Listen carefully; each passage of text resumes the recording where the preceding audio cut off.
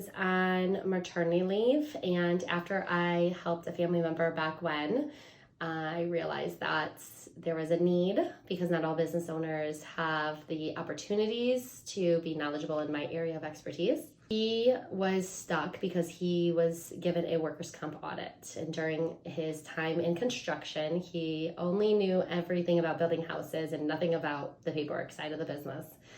And he ended up just giving me all access to his data, and we naturally just jumped right in. I helped him work through all the construction data, the payroll information, and classified everybody appropriately according to what the job function that they were doing.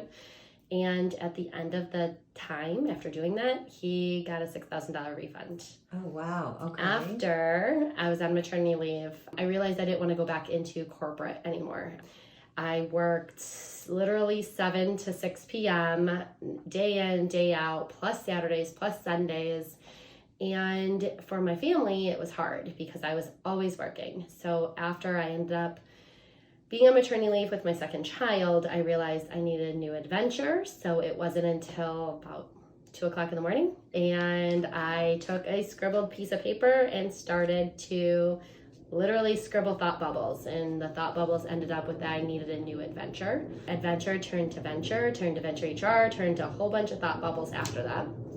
And during the midst of those feeding hours in the middle of the night, that is when it naturally struck that I didn't want to go back to corporate, but I needed to help more individuals. That was 2018, first quarter. The very first client was a couple family members. I just started reaching out to them. I was working full time after going back from maternity leave. I worked full time as a human resource manager, and at that time, I can only take on after hours items.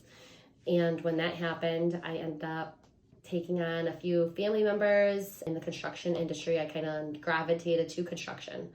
The very first official client was by one of our referrals, which is a tech company.